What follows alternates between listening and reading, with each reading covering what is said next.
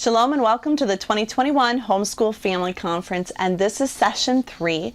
And tonight we're going to talk about how to survive motherhood. Now, I hope that your husbands have gotten your kids tucked into bed tonight and you are having a chance to sit and have a yummy dessert and maybe a nice warm drink or cold drink, and you're just having some time just as a mom to yourself. And we're going to just talk woman to woman tonight and just have a chance to talk about some of the trials and troubles that happen when you're a mom and what the scriptures say about how to survive all of that. Now, I have to tell you a funny story. I've been planning this session probably longer than any of the other sessions for this conference, and I got it from some childbirth classes that I was teaching last spring. And in the childbirth classes, we talked about a verse in 1 Timothy 2, where it talks about the woman shall be saved through childbearing. And it really got me thinking, like, woman saved through childbearing? I'm going to go back to that and talk about what I think that verse means. But now here's the funny story. My husband, meanwhile, in our Sabbath congregation, is teaching through the book of 1 Timothy. And verse by verse, so he'll take a hunk of verses, and every time he teaches, he goes on to the next section. Well, recently he got to 1 Timothy chapter 2, and he got to that section, and that verse, a woman should be saved through childbearing, and he said this to the congregation. He said, "In my opinion, this is the most confusing verse in the entire Bible, and I really don't know what it means." I went, oh no, because this is the verse I'm building our entire conference on. I probably should have talked to him first, but I didn't. And I thought, oh my goodness, I have just made a key point of our entire conference that women can be saved through childbearing if they do these things. And here we are talking about how to survive motherhood, and the men are going, this verse is hard. We have no idea what this verse means. Well, I have to tell you, I have no idea if I am a scholar enough to be able to figure out what this verse means in every nuance. But I did get a lot of help from studying this verse myself, and I hope that I can help you too. So let's take a look at this most confusing of all verses in the Bible, and that's 1 Timothy 2:15. And it says, "Nevertheless, she, the woman, will be saved in childbearing if they continue in faith, love, and holiness with self-control." Let's unpack it, okay? Because I want you to survive motherhood. I want you to know that as a mom, you are not just going to survive and be saved in your childbearing, but that you're also going to have a lot of amazing memories, and you look back at it and say, that was worth spending my life on. That was worth investing a ton of time and energy in. I'm so glad, and even more so, that there's no one else in the world that could do it just like you can do it, that you are the only qualified person to take this job on. So let's talk a little bit about it. We're going to go verse by verse, okay? You might want to have your Bible out for this one. 1 Timothy 2:15, it's talking about women in this section. And if I back up a bit, we come into a really controversial section. I'm going to wait on some of the verses, but we go back in verse 13. It says, "Adam was formed first, and then Eve. And Adam was not deceived, but the woman, being deceived, fell into transgression." Do you know where that's talking about? When did that happen in Scripture? Well, I think you probably do know. It's back in Genesis chapter 3, verses, the whole chapter. Adam and Eve were tempted and decided to give in to their temptation, and they ate of the tree of the knowledge of good and evil, even though Yehovah had expressly commanded them not to eat of it. And in that chapter, in Genesis 3:16 and 17, he gives some curses, I guess is how most people would say it, to the man and the woman. And I just wanted to point out a couple things that I noticed. First of all, in verse 17, it says, "Cursed is the ground for your sake, Adam." And the ground was cursed. It absolutely says that. But it doesn't actually say that the woman and the man were cursed. It just pronounces over them some things that are going to be. Like, this is what's going to happen, like a prophecy. But is it really a curse? Or is he just kind of giving them an idea of what's going to happen to them, and he wants to, like, prepare them for the world that's going to be because they sinned? And it says in verse 16, "To the woman, Yehovah said, I will greatly multiply your sorrow and your conception, and in pain you shall bring forth children. Your desire shall be for your husband, and he shall rule over you." And then to Adam he said, because you have listened to the voice of your wife and have eaten from the tree of which I commanded you, saying, you shall not eat of it.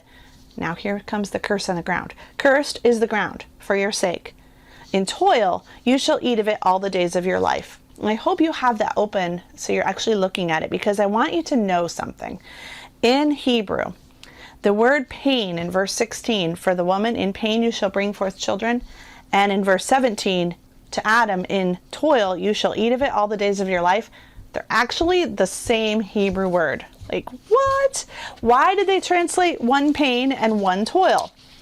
I was just blown away when I saw this. So I wanted to just share with you what that word is. Atzav or atzab, depending on whether you pronounce it. This is just the root. We'll say atzab, okay? In distress or great physical or mental strain and stress. Also something that's hardship, it's difficult, it can cause distress or hard work. So it doesn't necessarily mean pain, except it's more like that mental kind of pain. Your keeps you up at night because you can't stop thinking about it. And great physical or mental strain or stress with a lot of hard labor and work. The woman is going to bring forth children, and the man is going to eat of the cursed ground for the rest of his life. Both of them are going to lay in bed at night going, the man is going to think, how am I going to get the farm to produce? The woman is thinking, what am I going to do with these kids?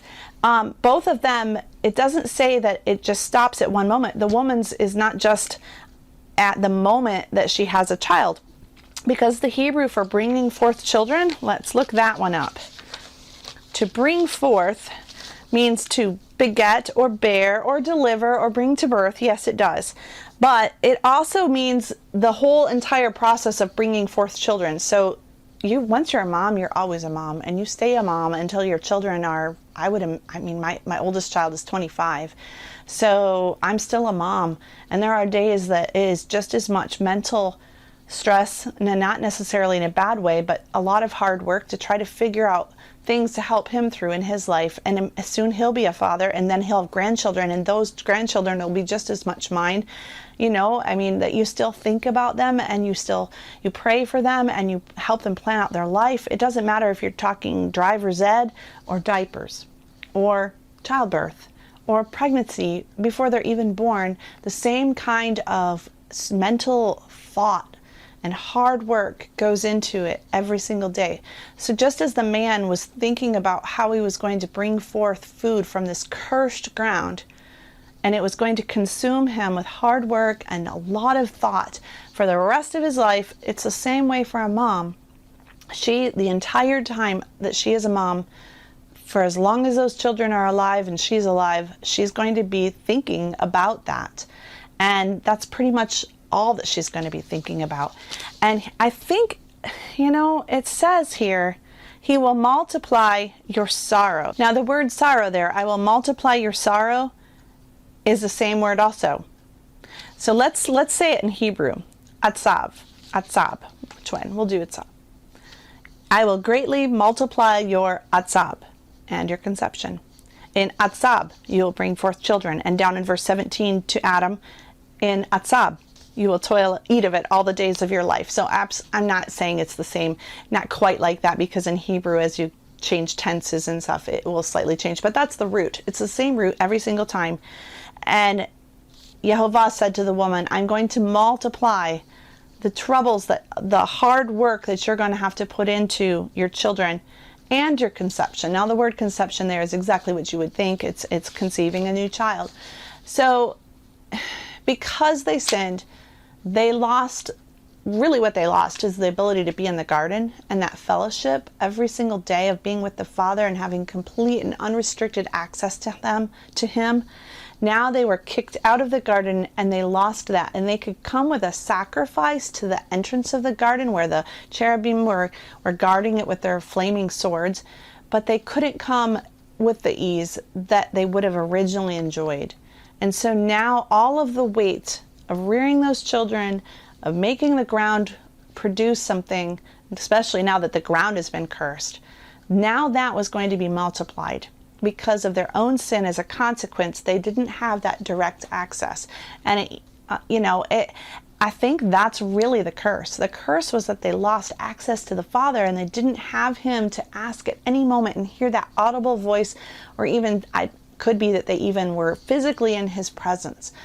And yet they didn't have that anymore. And so now the weight and the decision making of being a mom, of being a father, and having to provide for your family was completely on them. And that weight that weighs on you, not knowing how to make decisions, not knowing how to discipline your children, not knowing how to homeschool them, not knowing which curriculum to buy, not knowing how to fix, some character flaw that they have, not knowing, how you're going to provide the shoes that you need as they continue to grow year after year and they just outgrow their clothes. All of these decision making and provision responsibilities are the things that are multiplied, because now Adam and Eve didn't have access to the creator of the universe one-on-one, face-to-face, as they did at the beginning. So, if you take all of that and you go back to this verse, and it says in 1 Timothy 2:15, nevertheless, she will be saved in childbearing. And again, I want to point out, I don't think that this is the actual point of bringing, a child into the world at birth. But I think it goes from pregnancy to the rest of their entire lives. The entire act of mothering. She'll be saved in that if they continue in faith, love, and holiness with self-control. I want to point out that she will be saved if they both, and the whole passage, the context which we haven't gone into yet, but the context is men and women, husbands and wives, they continue in faith, love, and holiness with self-control. She will be given some deliverance in this difficult, hard task of mothering. So let's just focus on her for today and on you, because I can't control my husband. I can influence, and I can't control my children, even though I can influence, but I can control myself, and you can control you. So let's just talk about faith, love, and holiness with self-control, just for you as a mom, and talk about how these things give you what you need. They equip you. We could call it the armor of God if we were in Ephesians chapter 6. They give you what you need to survive motherhood, to be saved on this difficult journey where you don't have the ability to go face to face with him, even though that's coming someday. I do believe we will have that fellowship restored. And even now we have the promise of being able to ask anything that we need of him, and he will provide it. If we lack wisdom, it says in James 1:5, we can ask of him, but still, I don't know about you, there are days that I just want an answer and it doesn't come. It's not going to be an audible voice. And yet he's given us tools to help us survive. So the first tool, it says, is faith, and then the second will be love and holiness and self-control. So let's look at faith. Faith and this is in a Greek letter that Paul wrote to Timothy when he lived in the city of Ephesus, which is a Greek city. But if I go and find out what that word is in the Hebrew Bible, I like it because it gives a lot of enlightenment on what it means. It's emunah. And basically, this is when I am not afraid of anything bad happening to me because I know someone will take care of me. Now, think about Adam and Eve getting banished from the garden and sent out into the world. That would be terrible because they were on their own and they didn't have anyone to help them at that moment. They were just completely on their own wits. Except that we can make implications in scripture that they began to call on the name of Jehovah, and that's often interpreted as they brought sacrifices. And so during what we would say would be the biblical feast, they came to the entrance of the garden and offered sacrifices to Jehovah. And we can do that too. We can not offer sacrifices, but because we don't have a temple and we're banished from Jerusalem, we're out to the farthest ends of the earth. We're banished in a lot of ways, really similar to how they were banished. We're not in his presence. But he says that he will send his spirit with us, that wherever we go, he will send his comforter. He says, I will never leave you or forsake you. So in other words, faith is that thing when I know that he will not leave me. He will be with me. He will walk with me. I'll hear a voice behind me saying, this is the way, walk in it. And it won't be necessarily an audible voice. But in addition, I can trust that I am in the palm of his hand and he has wrapped his hands around me and he will not let me go. And that whatever circumstance comes into my life, he is going to guard and protect and care for me. And I think about Adam and Eve in that first time. Did they understand how much Yehovah loved them and that he was going to go with them wherever they went? Yes, he had to banish them from his presence, but he is going to give them the next best thing, and he was going to go with them. And that's how it is with us. Yes, Yeshua is not here walking and living on this earth and reigning as king and making decisions and getting rid of our problems, but he has promised to never leave us or forsake us. So wherever we are, in whatever city we have been carried to, waiting for the redemption of all Israel, we know that he is with us. Now let me give you an example of a wife who had a lot of calm about her because she knew that he was in control and was taking care of her.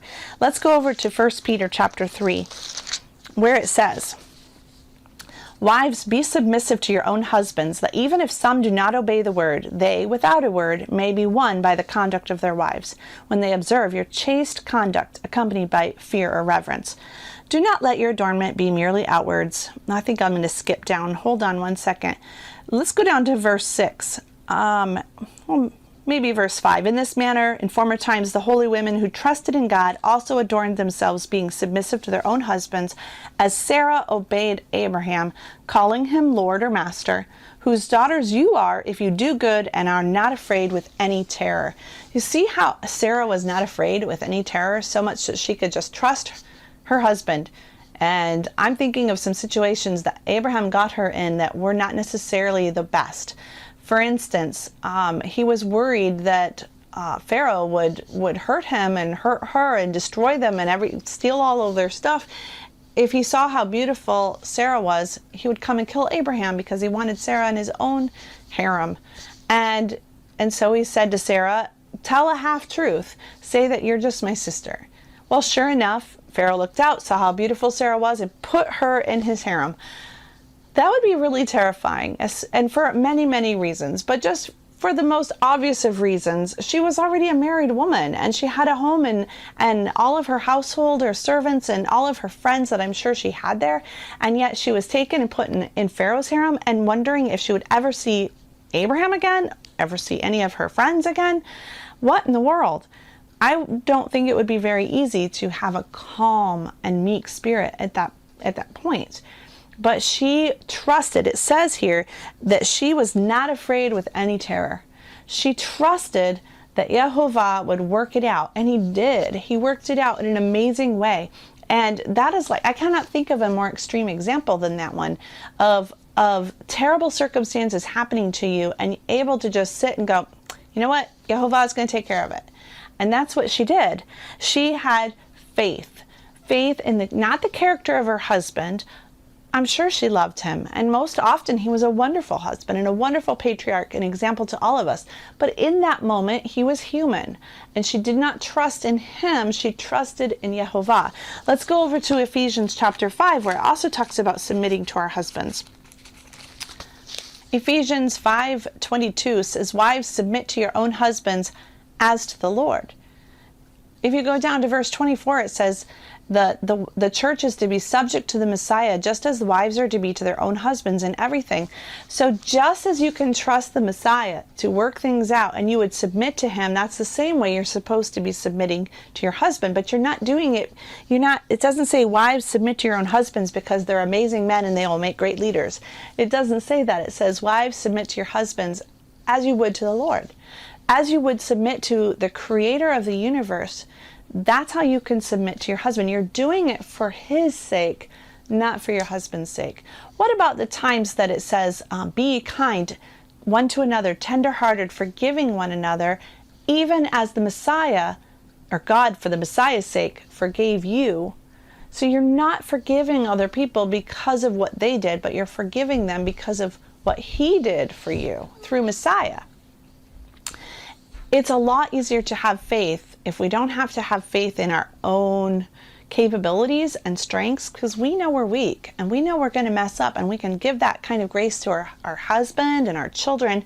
But if we are having faith in Yehovah and that he will walk with us every single day and he will never leave us or forsake us, that kind of faith keeps all the fear away. Fear is the enemy of motherhood.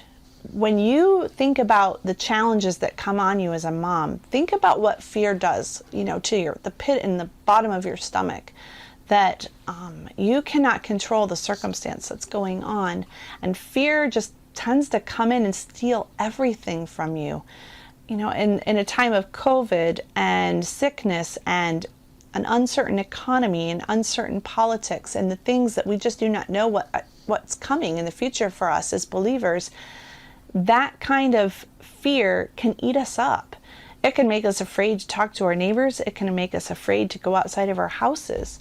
And yet he says, be bold, be strong. Have I not commanded you? Be strong and have a good courage. And let's read it. Joshua chapter 1. Joshua 1 verse 6, be strong and of a good courage, for to this people you shall divide as an inheritance the land which I swore to their fathers to give them. He's talking to Joshua. He says, only be strong and very courageous, that you may observe to do according to all the Torah which Moses my servant commanded you. Do not turn from it to the right hand or to the left, that you may prosper wherever you go. See, fear can make you stop keeping Torah. Fear can make you do a lot of things that in your head you would say, I would never do that. Think of Peter, the night that he denied Yeshua. He said, I will never deny you, Master. And yet fear over what would happen to him, he denied him 3 times. We'll keep going. This book of the Torah shall not depart from your mouth, but you shall meditate in it day and night, that you may observe to do according to all that is written in it. For then you shall make your way prosperous, and then you will have good success. Then he repeats himself, have I not commanded you, be strong and of a good courage? Do not be afraid, nor be dismayed, for Yehovah your God is with you wherever you go. Those would be some great verses to memorize. That's faith. Faith is knowing if you're in a battle like Elisha was, and he brought his servants up in the city and said, look out, I know we're surrounded by an enemy completely around our city. It looks like we will not survive. But then he opened his eyes and saw that encamped around them, around the enemy, around the city, was the angels, all of them, the entire host of Yehovah's army, completely surrounding the enemy's army. There was literally nothing to fear, so that's why he could be completely calm in such a terrifying situation. But the same thing is true for us. And Paul says to Timothy that women will survive motherhood if they have faith, if they have that extra set of eyeballs. Just like moms have eyeballs in the back of their heads, we need eyeballs to see the world that is not seen, to know that we are protected, that angels surround us, that there is not one thing that can touch our family without the hand of Yehovah allowing it to touch us.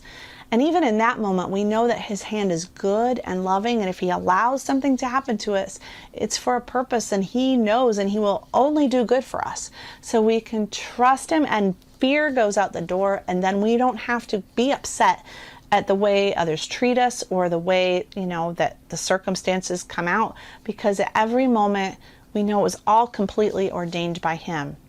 That kind of faith will help you survive motherhood.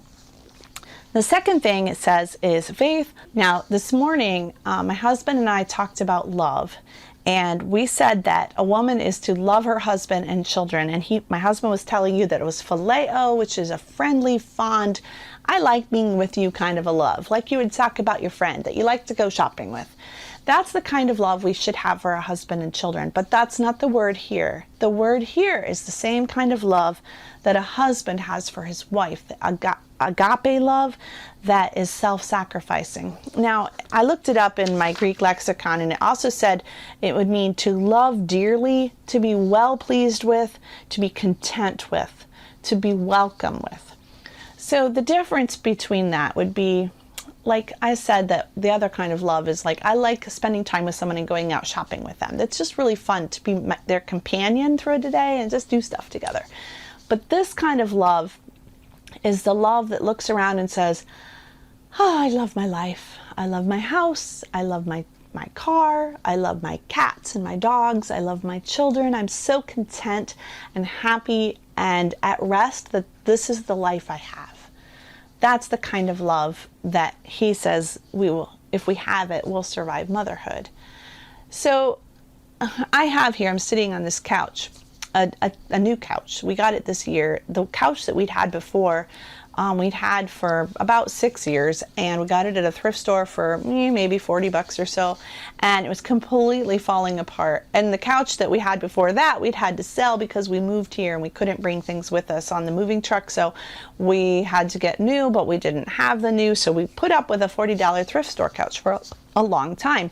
There were a lot of days I'd have to come out here in the living room and I'd say, my couch is completely falling apart. Like if I sit on the couch, I'm going to fall down, and like someone's going to have to get a rope and pull me back up because it's such a deep couch. The holes in it, that was literally, it was falling apart, and it was hard to come out here some days and go, I love my couch.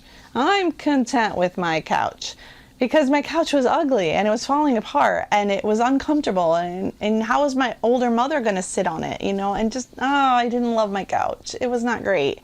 That's, if I look around my entire house and I wake up in the morning and I start to list off all the things I don't like about my house, I'm going to be really miserable.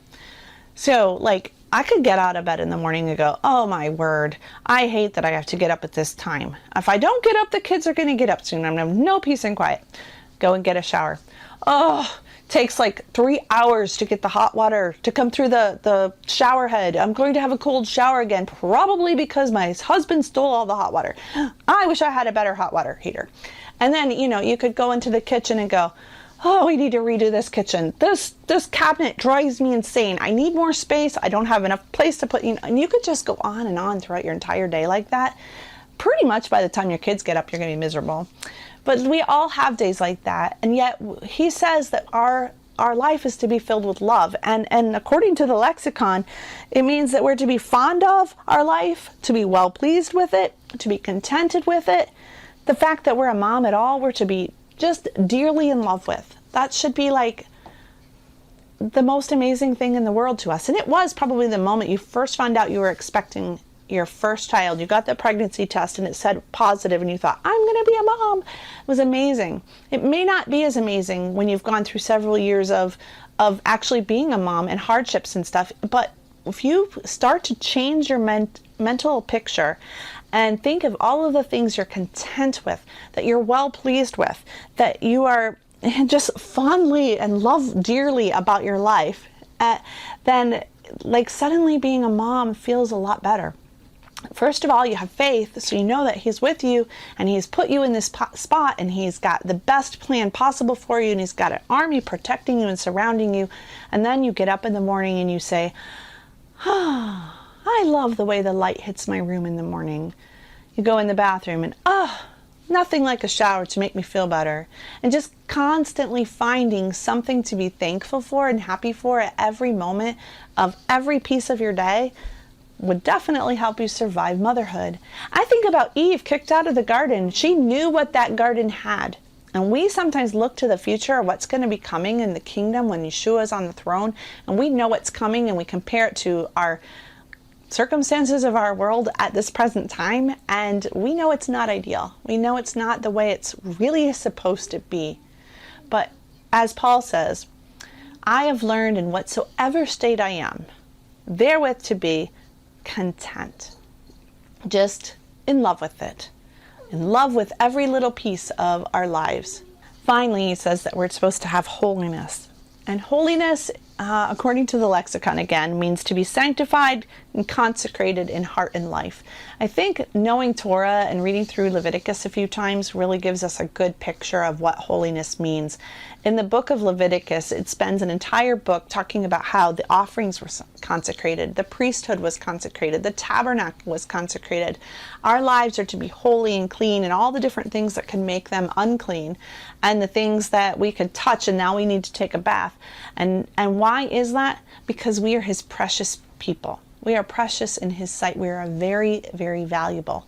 And as valuable, we need to be clean. Now, Adam and Eve, when they were banished from the garden, could come back to the entrance of the garden where the flaming cherubim the cherubim with their flaming swords were guarding the entrance, and they could call on the name of Yehovah, bringing offerings and sacrifices, and meet with him there.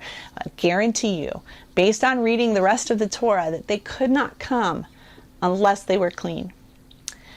It's an idea of saying, I'm going to be out in the world all day, and I'm going to touch things that aren't clean. And I'm going to be around thoughts and ideas that aren't clean. But I need to constantly wash them off. I need to get myself clean again, because I am valuable. I am a vessel in the service of the creator of the universe, and I don't want my vessel to not be clean. And I don't want it to be set apart and sanctified and consecrated. I want to be ready for his use, but that means I have to be clean. And I mean literally clean, just like it talks about in Leviticus. And we don't eat things that aren't clean, and we don't touch things that aren't clean. And if we do, we wash our clothes, and we get away from other people so we don't get them contaminated. But I also mean clean in heart, that we realize that we are a vessel, and that our lives don't belong to us, they belong to him, and they are for his use. And as part of being in his use, we need to make sure that everything, all of it is clean. I think about the fact that it talks about in a master's house, there are many vessels, some for a really dignified and honorable use, and other things for just everyday common use. Like if you talk about my great house here, I have containers in this house that hold cat food. I have containers that hold kitty litter. Those are not the same things that I would put up on my Sabbath table and serve to my guests. I would not put my company's food in my kitty dish, or put the kitty litter tray up on the table and serve pizza out of it to my guests. And especially if the King of England or the Queen of England even came and came to my house, I would certainly not do that. I would get the best of things. If we as moms realize that we are vessels, we are consecrated, we are set apart, and our lives belong to him, that we don't just spend our time the way we want to do it. We make sure that everything in our life is consecrated for use for him. Like, sometimes we don't feel very important. Sometimes we don't feel very needed in his kingdom. But he says you are. First of all, you're raising up the next generation. Remember, this says saved in childbearing. This is the context. The context is mothering. What you're doing as a mother is the most holy of jobs, the most set apart and consecrated of jobs. We need to be clean, but just to realize the importance and worth of what we're doing changes everything. So like, if we get up in the morning and we say, Yehovah is with me, his armies of angels surround my house, he will never leave me or forsake me, and anytime I need anything of him, I can ask. And I love my home. I love everything he's given me. I'm thankful for it. I think it's amazing. I could just count all the things about my life that I'm thankful for. And I have an incredibly important, holy, set-apart job to do today. This job can be done by no one else. It can only be done by me. I'm raising up the next generation. This generation is going to be in service of the King. And he has commissioned me to train them, to be the governesses, you could say, in the Queen's palace for the very children of the Queen of England. That's not even as important as it is the job that you have been given. Faith, love, and holiness, those three things, setting you apart so that you are, suddenly your job has a lot of worth. It's not really something you want to survive. Think about Eve for a second. Go back to her. They knew that a Redeemer was coming. They knew that a child was going to come and crush the serpent's head. So the first time she had a little baby boy, she probably thought that little baby boy was the Messiah. And now do you think she feels a little bit redeemed by having that son? She has been given a holy and consecrated mission. She knows that Yehovah will be with her and help her. And she loves her life, or at least if she was happy, she would learn to love it. And I have no idea how Eve reacted after all of this. But for us, we have the entire Bible and the whole story of redemption to look at, to know that our children are valuable and precious, and we have been given an incredibly important job. Now, the last thing that we need is self-control. And I'm going to touch on it very quickly, but we're going to have a whole session on self-control tomorrow morning, because I just want to show you some things that we learned. And so tomorrow morning, we're going to tackle that one deeply. But basically, self-control is to be the master of something. It's a very similar word in Hebrew to the shield that goes on your head, the thing that protects everything else in your head. You need to be master of your own head. It's your mind where the battle for surviving motherhood takes place, and it takes a lot of self-control to tell your head that it's not going to be afraid, it's not going to hate its life, and it's not just doing a common, ordinary, unimportant thing. It's going to take your brain having to relearn how to think to be able to survive motherhood. Those three things will help you survive, but self-control is the piece that puts it together, that makes it happen. Because while you're listening to me and we're having a conference and we're all chatting together, it's very easy to see all of this, but it is not necessarily going to be easy tomorrow and tomorrow afternoon at 4 o'clock when the kids are out, crazy and tired and someone's crying and dinner forgot to be defrosted and everything's going wrong. It is not easy.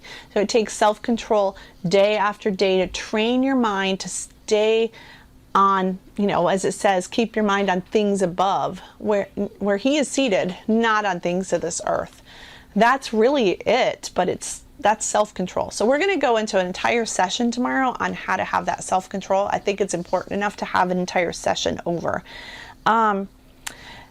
Basically, I'm going to close out with just showing you a couple more Hebrew words about mothering and just how important it is. And I just think it's really cool. We already talked in one of the first couple sessions about the father and the Hebrew word for Abba, which is an aleph and a beit and an aleph. And an aleph is an ox, beit is a tent or a house, and then another aleph. So the strong ox is completely surrounding the house in the middle, Abba. The beit in the middle is the house. That strong man protects his house. And that's pretty stinking cool. The strength of the house provides all the strength that the house needs. But what is the word for mother? And the word for mother is ima. And in this one, it's an ox. And in the middle is basically strength. It represents water or anything else that is strong. Okay, think the waters that flooded the earth. That's strong water. Totally able to shape and mold. So strong water. The word for glue in Hebrew, that a strong liquid, it comes from the same root. And it's pretty cool that the same word for ima is the word for glue. That you are the glue that holds it all together. You're the strong water that holds everything. And if we can get a picture of my husband is the strong man who protects my house, and I am the strong glue that holds everything together. That just really gives me an idea for how much mothers are loved and how important our task is. Children are made in the image of their father. And I think you could say, just by looking at common sense, that they're also made in the image of their mother. The ones that they, were made from, they are going to be like tiny little mirrors representing everything about the original. And so as you build up faith and love and holiness, then your children will become made in your image. It says a child that is fully trained becomes like his teacher. And your children will become like you, and the strength that you have in faith, love, and holiness will be passed on to them. Mothers are supposed to nourish their children. The word nourish in Hebrew is taking a cord and twisting fibers together. The larger and more numerous the fibers, the stronger the cord will be. This is what you do when you have a child in your womb. It makes a umbilical cord that nourishes your child, strengthening it. As over the 9 months of pregnancy, that umbilical cord nourishes your child, and the entire lifespan of your children. You can nourish them and ever making stronger that cord of nourishment that goes to them. So if the cord is really thin today, don't think that you can't make it stronger. You can. And that's something only a mother can do. It says in Psalm 139 that I was knit together in my mother's womb. To knit together is to intertwine like thorn branches that make a defensive wall on a shepherd's fold that he puts his sheep in at night. So they would take these thorns and interweave them, braid them, if you will, and make this strong wall that no wolf or fox or any other animal could get through to get the sheep. And that's what a mother is like for her children. And that's when the Creator puts a child in your womb, he knits that child together and makes this strong wall that is going to be able to keep out the enemy. And that's what a mom does. She that's you. And finally, when you bring forth a child, when you beget, when you bear a child, when you deliver a child, when you give birth to a child, that means to take the closed hand of hard work and to guide it like a shepherd. The word is yalad, and go through the door. So a child is born. This is the strength of your strength, your hand of might, the strong guiding of your shepherding hand. So as your children even grow up into adulthood, it's everything that your hand has been put to their entire life. You've been guiding them like a shepherd, and you send them out through the door. You beget a child, and it doesn't just happen at the moment of birth. It happens as they reach adulthood, as they get married, as they go on to be parents themselves.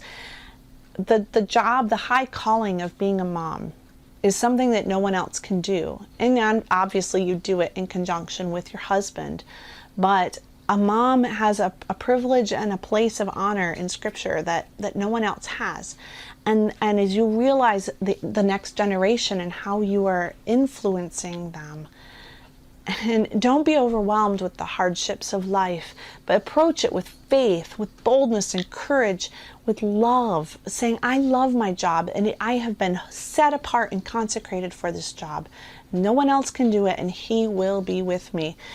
And tomorrow we'll work on self-control so that we can learn to do it well. I hope that's been some encouragement to you today. I hope this whole day has been encouraging. Tomorrow we're going to come back. We're going to talk about some essential frameworks that will help you know that you're parenting well and that you're training your children up.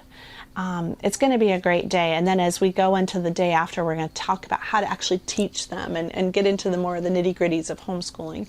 So thank you so much for joining us, and have a great night's rest. And please join us back tomorrow. Shalom.